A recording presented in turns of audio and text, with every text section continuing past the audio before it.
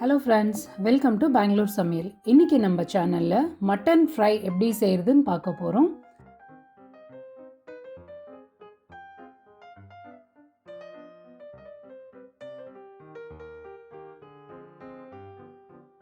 இதுக்கு தேவையான ingredients mutton 3/4 kilo, தக்காளி 1 மீடியம் சைஸ் பொடியாக நறுக்கி வச்சுக்கோங்க, வெங்காயம் 1 பெருசு மீடியமாக நறுக்கி வச்சுக்கோங்க, கொஞ்சம் மெலிசாக இருக்கணும், மிளகாத்தூள் 1 ஸ்பூன், தனியாத்தூள் 1 ஸ்பூன், கரம் மசாலா 1/2 ஸ்பூன், மிளகுத்தூள் 1/2 ஸ்பூன், கொத்தமல்லி பொடியாக நறுக்கினது கொஞ்சம், கருவேப்பிலை 1 கொத்து.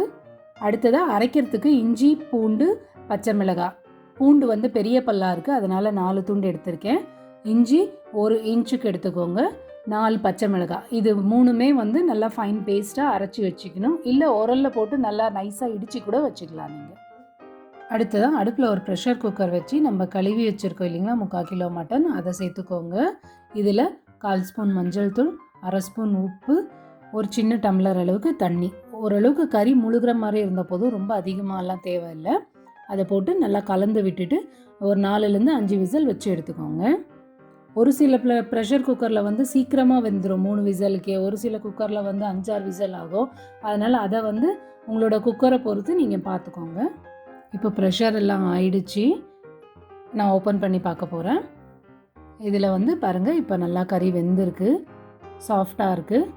அடுத்ததாக நம்ம மசாலா ரெடி பண்ணிடலாம். அடுப்பில் ஒரு பேன் வச்சு 3 ஸ்பூன் எண்ணெய் ஊற்றி சூடு பண்ணிக்கோங்க.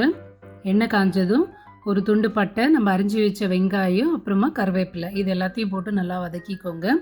இது கூடவே வெங்காயம் வதங்கிறதுக்கு தேவையான அளவுக்கு உப்பு போட்டுக்கோங்க. நம்ம ஆல்ரெடி கறியில் உப்பு போட்டிருக்கோம், இது வந்து கிரேவிக்கு மட்டும் போட்டால் போதும். இது அப்படியே நல்லா கலரி விடுங்க.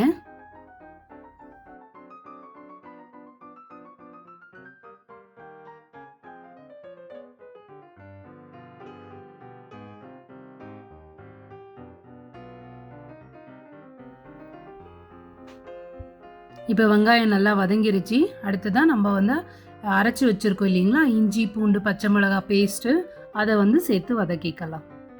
இஞ்சி பூண்டு பேஸ்ட்டு போடும்போது அடிப்பிடிக்க ஆரம்பிக்கும், அதனால் வந்து நம்ம தீய விடாமல் கலரிட்டே இருக்கணும். கைவிடாமல் கலரிட்டே இருந்தால் அந்த பச்சை வாசனை போகிற வரைக்கும் நல்லா கலரி விடுங்க.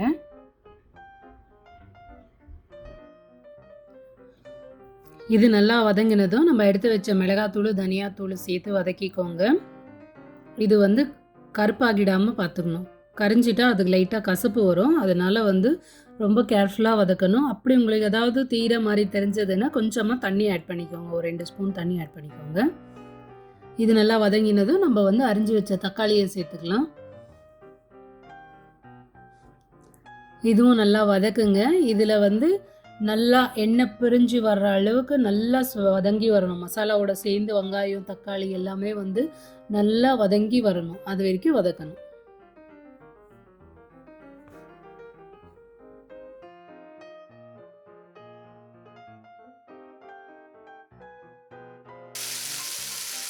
தீர மாதிரி இருந்தால் கொஞ்சமாக தண்ணி சேர்த்துக்கோங்க. இப்போ பாருங்கள் நல்லா வதங்கி வந்துருச்சு, எண்ணெய்லாம் செப்பரேட் ஆகிருக்கு. இப்போ வேக வச்ச கறியை வந்து சேர்த்துடலாம்.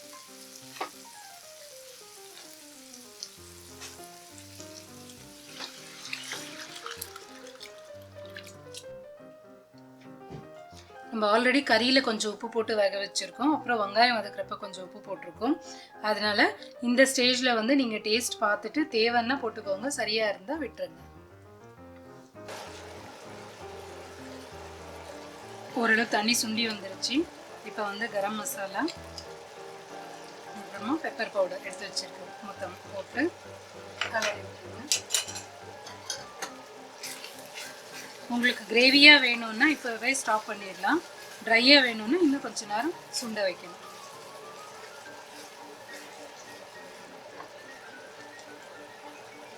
பாருங்கள் எண்ணெயெல்லாம் செப்பரேட் ஆகி வந்திருக்குல்ல, இப்போ ரெடி ஆகிடுச்சு. மல்லி இலை தூவி இறக்கிடலாம். எனக்கு கிரேவியாக வேணும், அதனால் நான் இப்போவே ஸ்டாப் பண்ணிடுறேன். இது வந்து இட்லி தோசை சப்பாத்தி எல்லாத்துக்குமே நல்லாயிருக்கும் இந்த கிரேவி. அவ்வளோதான், இப்போ ரெடி ஆகிடுச்சு. நீங்களும் இந்த ரெசிபியை ட்ரை பண்ணி பாருங்கள். எங்களோட வீடியோஸ் உங்களுக்கு பிடிச்சிருந்ததுன்னா like, comment, share and subscribe பண்ண மறந்துடாதீங்க. தேங்க்யூ.